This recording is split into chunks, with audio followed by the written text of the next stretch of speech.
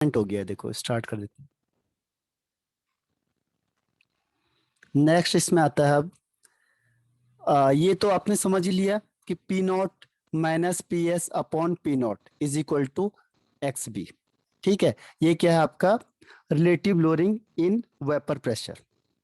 ठीक, relative lowering in vapour pressure is directly proportional to या equal to the mole fraction of solute.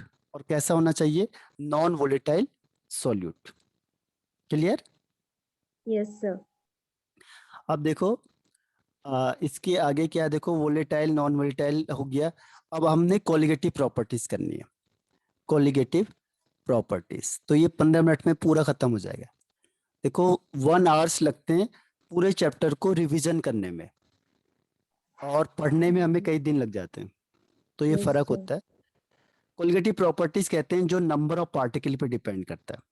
Number of solute particle पे depend करेगा। किस पे depend नहीं करता? नेचर ऑफ पार्टिकल पे, नेचर ऑफ सॉल्यूट पार्टिकल पे डिपेंड नहीं करता है। ठीक है, इस पे डिपेंड नहीं करेगा, इस पे डिपेंड करेगा। इसे कहते हैं कोलिगेटिव प्रॉपर्टीज। इसकी दो कंडीशंस होती है। देखो दो कंडीशन है, और आप फॉलो नहीं करोगे तो वेंट ऑफ फैक्टर लग जाएगा। पहला कि जो सॉल्यूट होता है ये मेन है, वो नॉन आयनिक होना चाहिए, आयनिक नहीं होना चाहिए, आयंस में नहीं टूटना चाहिए, या नॉन इलेक्ट्रोलाइटिक होना चाहिए। ठीक है, क्लियर है सॉल्यूट का। सर। दूसरा है डाइल्यूट सॉल्यूशन होना चाहिए। हालांकि पहला वाला इसको शो वो नहीं करता है, बाकी सब करते हैं। तो डाइल्यूट सॉल्यूशन होना चाहिए, और सॉल्यूट आयनिक नहीं होना चाहिए, नॉन आयनिक होना चाहिए, नॉन इलेक्ट्रोलाइटिक होना चाहिए। अब वन बाय वन हम चारों को डिस्कशन करते हैं, कोलिगेटिव प्रॉपर्टीज को। पहला क्या था? Relative lowering in vapour pressure. इसमें वही फॉर्मूला जो हमने किया था, बस P naught minus P S upon P naught is equal to X B. अब इसको और एक्सटेंड कर सकते हैं, X N B N A plus N B.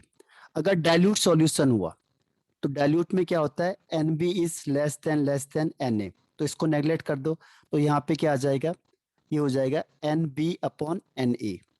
और फिर इसको एक्सटेंड कर दो, W B upon M B upon W A upon M E. अब ये ऊपर चले जाएगा, ये यहाँ आ जाएगा, तो इसका फॉर्मूला बन जाएगा W B into M A upon W A into M B. ये किसका फॉर्मूला हो गया? P naught minus P S upon P naught का। ठीक है, तो ये ध्यान रखना है इसमें। क्लियर? Yes sir. हाँ, और अगर डाइल्यूट की जगह पे कंसंट्रेट हो गया तो एक चीज का चेंज हो जाता है, P naught minus P S upon P S हो जाता है, बस बाकी सब कुछ सेम रहता है।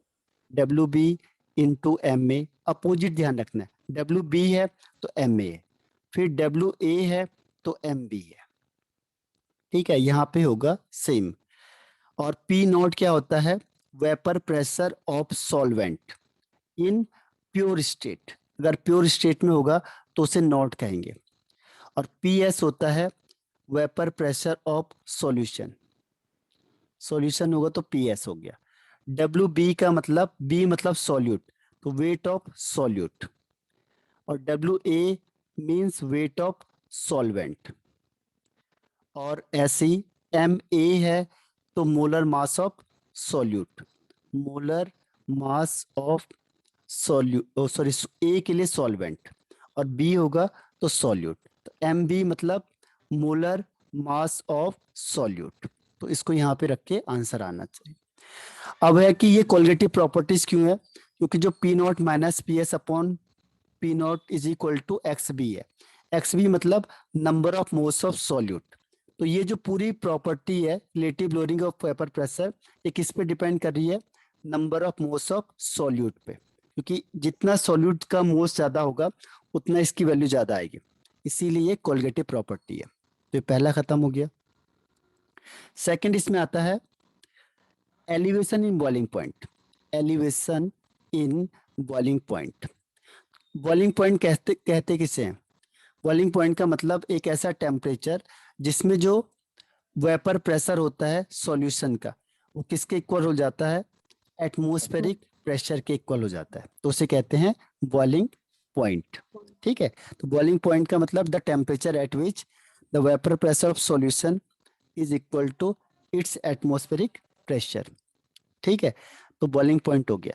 और एक चीज का ध्यान रखना है कि जो सॉल्यूशन होगा उसका बॉइलिंग पॉइंट हर हमेशा ज्यादा होगा, किससे? सॉल्वेंट से। सॉल्वेंट के बॉइलिंग पॉइंट से सॉल्यूट का सॉल्यूशन का बॉइलिंग पॉइंट हर हमेशा ज्यादा होगा, ये फिक्स है। ठीक है, ऐसा होता क्यों है?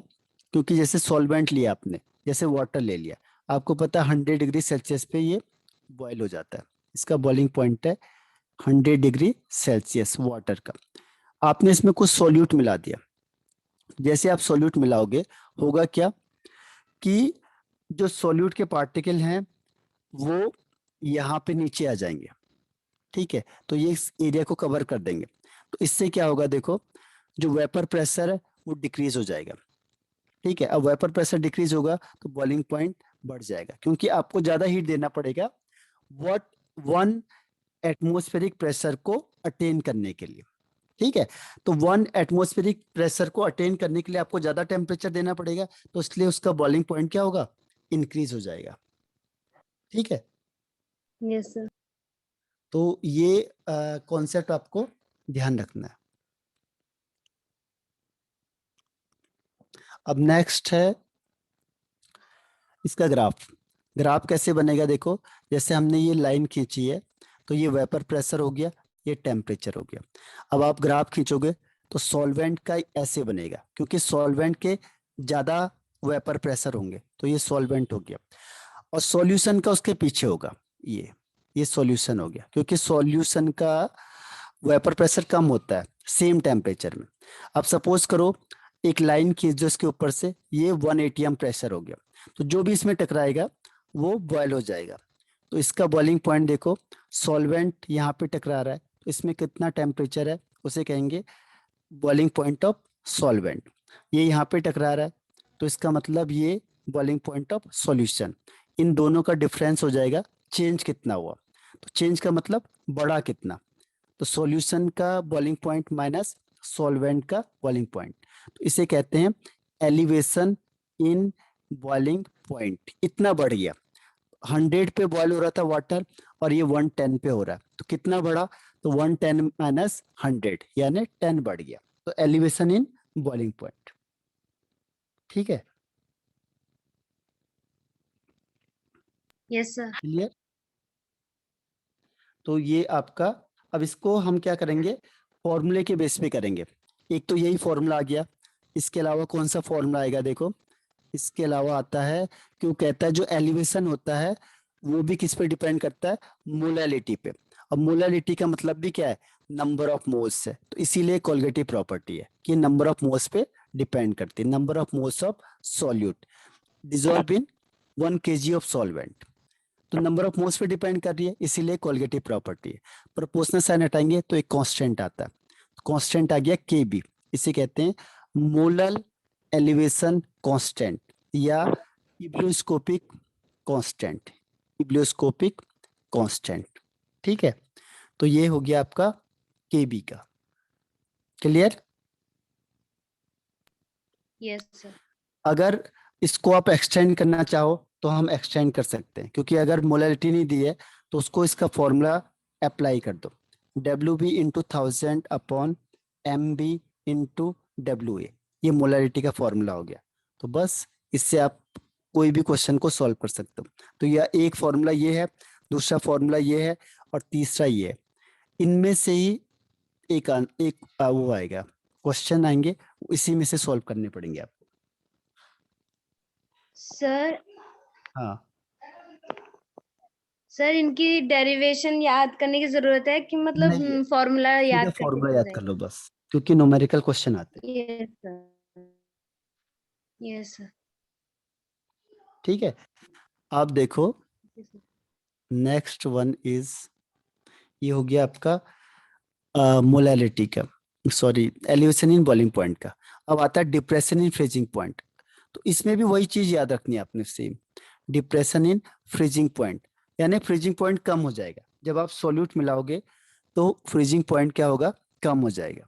फ्रीजिंग पॉइंट किसे कहते हैं कि जिस टेम्परेचर पे क्या होगा, vapour pressure of solid state का और वेपर प्रेशर ऑफ क्या सॉल्वेंट का या लिक्विड का आपस में इक्वल हो जाएंगे, तो उसे कहेंगे फ्रीजिंग पॉइंट।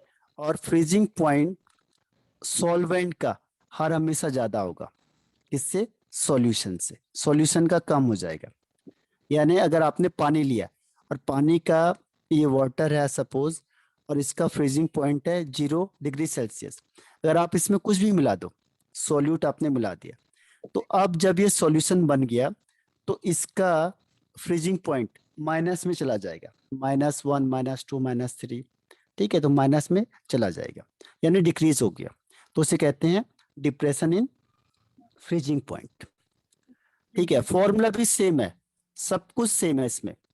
जैसे मैं ग्राफ से बना रहा हूँ इसका, तो ग्राफ में भी आपने यही करना है, ये वेपर प्रेशर और ये टेम्परेचर। तो जो सॉल्वेंट का ग्राफ है वो ये आएगा, देखो सॉल्वेंट ये आया, और जैसे ये लिक्विड फॉर्म में था, और जैसे ये सॉलिड हुआ एकदम से ये स्टीप में आ गया, देखो इस तरीके से। और अब सॉल्यूशन के वेपर प्रेशर कम होते हैं तो ये ऐसे चले गया, अब ये जहां पे टच होगा वहां पे फ्रीज हो जाएगा, तो इसे कहेंगे TF। और जब लिक्विड की बात आएगी तो लिक्विड के लिए हम उसे कहते हैं, लिक्विड के लिए हम उसे कहेंगे T0F, T0F। तो चेंज कितना हुआ, तो डेल TF कितना हुआ, जो बड़ा होगा उससे छोटे को माइनस करना है हर हमेशा, ताकि आंसर प्लस में आएगा। ठीक है, तो इसका चेंज ये निकाल दोगे आप, इन दोनों का डिफरेंस, तो ये हो गया depression in freezing point. Depression मतलब कम कितना हो रहा, ठीक है। तो पहले कितना था, 0 डिग्री सेल्सियस था, फिर ये -1 पे चला गया, तो माइनस इंटू -1 यानी +1, यानी एक कम हो गया, तो ये हो गया आपका डिप्रेशन इन फ्रीजिंग पॉइंट।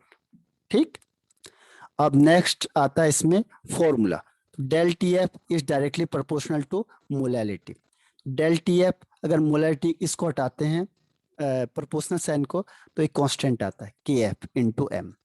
इसको और एक्सटेंड कर लो, तो KF WB इंटू 1000 अपॉन